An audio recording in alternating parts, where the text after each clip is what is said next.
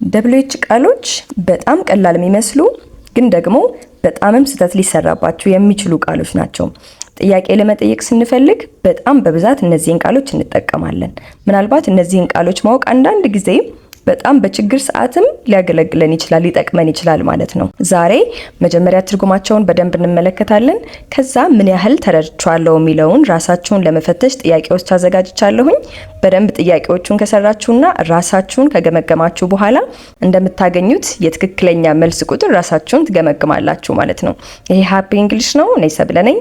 ይህን ቻናል ሰብስክራይብ ማድረግ እንዳትረሱ፣ ላይክ ማድረግ እንዳትረሱ፣ ለሚያስፈልጋቸው ሁሉ ሼር ማድረግ እንዳትረሱ። የትኛውም አይነት አስተያየት ቢኖራችሁ ኮሜንት ሴክሽን ላይ ማስቀመጥ ትችላላችሁ።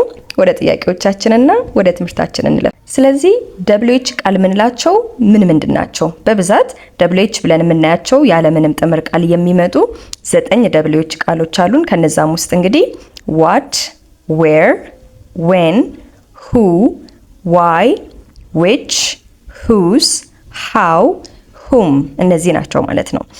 what ስንል ምን የሚለውን ፍቺ ይተካል። ስለዚህ ስለ ነገሮች ለመጠየቅ ስንፈልግ what በሚለው ቃል መጠየቅ እንችላለን ማለት ነው። where ስንል የት እያልን ነው። ስለዚህ ከቦታ ጋር የተገናኙ ማንኛውንም ነገሮች where ብለን መጠየቅ እንችላለን። when ስንል መቼ እያልን ነው። ስለዚህ ከሰዓት ጋር ወይም ከጊዜ ጋር የሚገናኙ ነገሮችን when ብለን መጠየቅ እንችላለን። who ስንል ማን እንደማለት ነው። ስለዚህ ለሰው ነው የምንጠቀመው ማለት ነው። who ስፔሲፊካሊ ለሰው ነው የምንጠቀማት። why ለምን እንደማለት ነው። ስለዚህ አንድ ነገር ምክንያቱ ለምን እንደዛ እንደሆነ የምንጠይቀው whyን በማስቀደም ይሆናል። which ስንል የቱ እንደማለት ነው። ስለዚህ ለሰውም ልንጠቀመው እንችላለን፣ ለእቃም ልንጠቀመው እንችላለን። whose ማለት የማን እንደማለት ነው። ስለዚህ የሆነ ነገር ባለቤትነትን ለመጠየቅ ስንፈልግ whose ብለን መጠየቅ እንችላለን።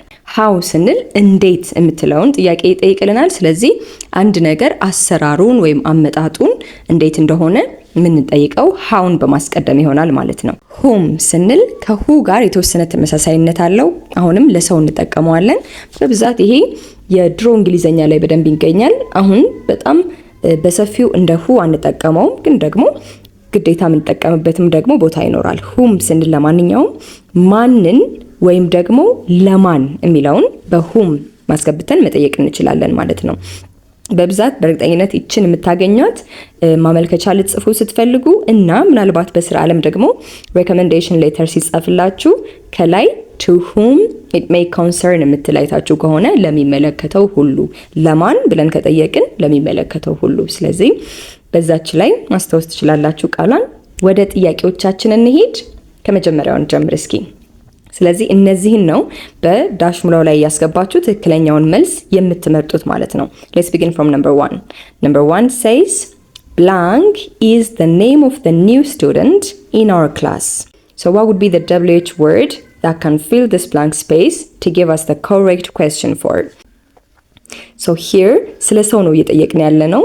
ማን ነው እያልን ነው ማለት ነው። ስለዚህ የምንጠቀማት በዚህ ጊዜ the correct option would be what is the name of the new student in our class?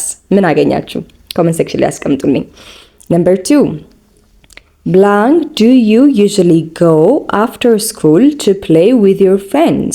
so እዚህ ጋር እንግዲህ ካሉን ኦፕሽኖች አንፃር የምንመለከተው የትኛው ሊሆን ይችላል የሚለውን ነው። ስለዚህ ካሉት ኦፕሽኖች ሁሉ where የምትለዋን እንመርጣለን ማለት ነው። because የት ነው የምትጫወተው? ከትምህርት ቤት በኋላ ከጓደኞች ጋር ወይም ከጓደኞችሽ ጋር የት ነው የምትጫወተው ወይም የት ነው የምትጫወቹት? ሰው ስለ ቦታ ነው እየጠየቅን ያለ ነው። where ብለን እናስገባለን ማለት ነው። ካሉት ኦፕሽኖች ሁሉ እሷ ትክክለኛው ትሆናለች። ወደ ሶስተኛዋ ደግሞ እንለፍ። blank do we celebrate Christmas every year? ስለዚህ አሁንም ካሉን ኦፕሽኖች አንፃር በትክክል ይሄንን blank space ሊሞላ የሚችለው ምንድነው? why do we celebrate Christmas every year? ለምንድን ነው የምናከብረው? ስለዚህ ካሉን ሁሉ እሷኛዋ በትክክል ትሞላለናለች ማለት ነው። ወደ አራተኛው እንሂድ። blank is the person who teaches you English at school. በዚህ ጊዜ ለሰው የምንጠቀመውን WH word እንመርጣለን ማለት ነው። ምክንያቱም ስለ ሰው ስለሆነ እየጠየቅን ያለ ነው። ሰው ከዚህ ካሉን ምርጫዎች ሁሉ እንግዲህ who የምትለው ለሰው እንጠቀማታለን። so who is the person who teaches you English at school ብለን እንቀጥላለን ማለት ነው። Number 5, blank are you feeling happy and excited today? ምክንያቱን ነው ለመጠየቅ የፈለጋችሁት ማለት ነው። ሶ ምክንያት ደግሞ የምንጠይቀው ለምን ብለን ነው። ሶ why are you feeling happy and excited today? Let's see number 6.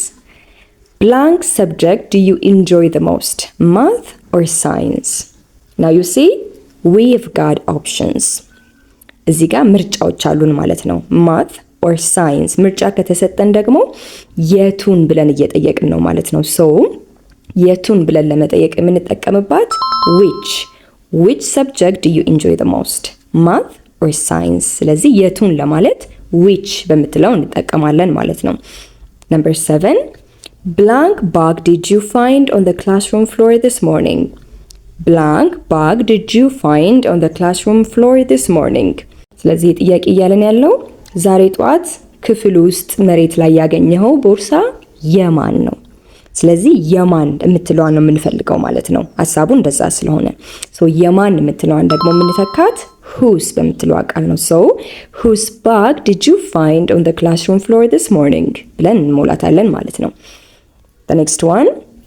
Blank do you solve this difficult problem so quickly? Blank do you solve this difficult problem so quickly? እዚህ ጋር የሆነ ሰው በቀላሉ ችግር መፍታት ይችላል። ስለዚህ ተገርማችሁ እንዴት ነው ግን እንደዚህ በቶሎ የምትፈታው? እንዴት ነው ግን እንደዚህ በቶሎ የምትፈችው እያላችሁ ነው ማለት ነው። እንዴት ብለን ደግሞ ቅድም ያየናት how የምትለው WH ወርዳችን ናት። how ላይ W እና Hን ጎን ለጎን አታገኟቸውም፣ ግን ደግሞ definitely W እና H አሉ። ዞሮ how do you solve this difficult problem so quickly? እንዴት እያላችሁ ነው ማለት ነው። ፕሮሰሱ ወይም ደግሞ ሁኔታው ስላስገረማችሁ ነው ማለት ነው። And let's see number 9. Blank did you meet at the school library yesterday afternoon?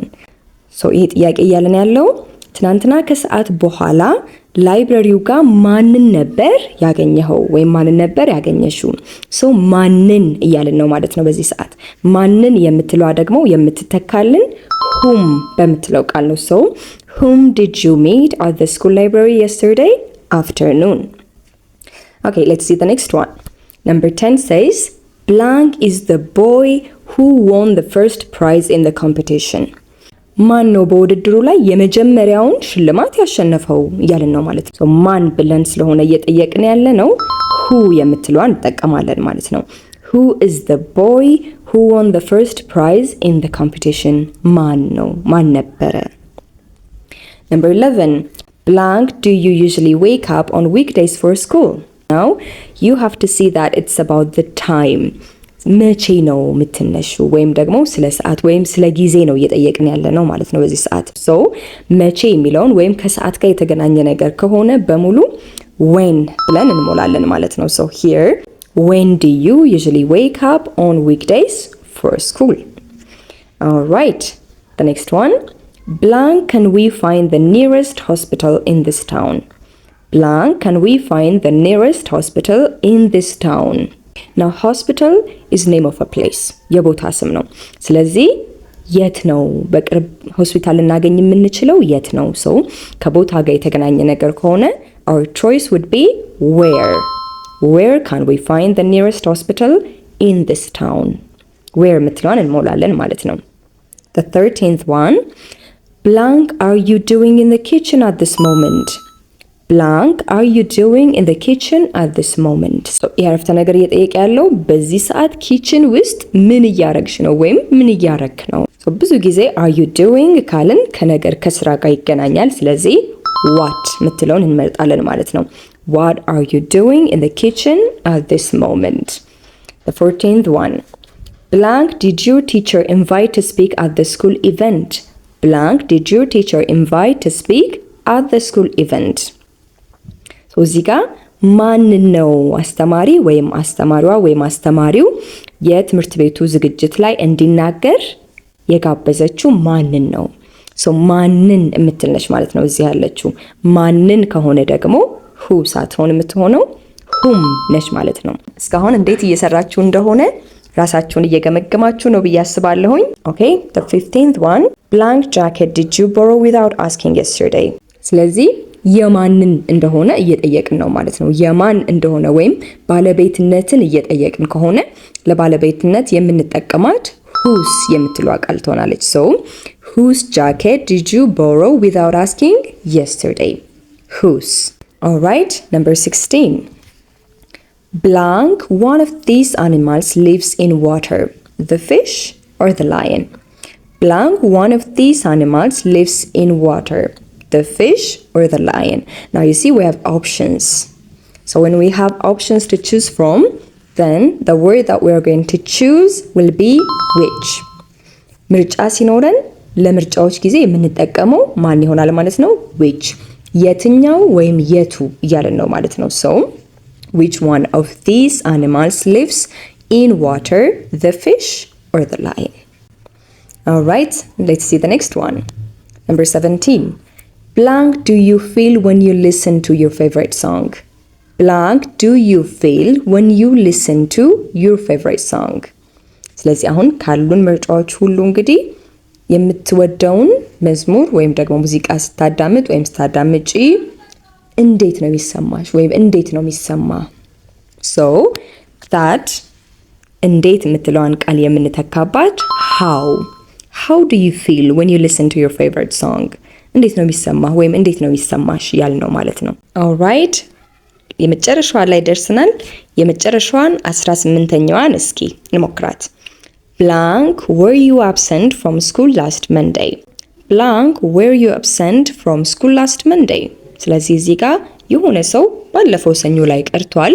ስለዚህ ለምንድን ነበር የቀረው ወይም ለምንድን ነበር የቀረሽው? so here the correct option would be why were you absent from school last Monday? so እንደዚህ አድርገን እንሰራለን ማለት ነው። ስንት አገኛችሁ? እስኪ ኮሜንት ሴክሽን ላይ አስቀምጡልኝ። በደንብ ሞክሩ፣ በደንብ አጥኗቸው። ለንግግር በእርግጠኝነት በተለይ ጥያቄ ለመጠየቅ ወይም ስንጠየቅ ምን ብለን መመለስ እንዳለብን ለማወቅ WH ወርዶችን ማወቅ በጣም አስፈላጊ ነገር ነው።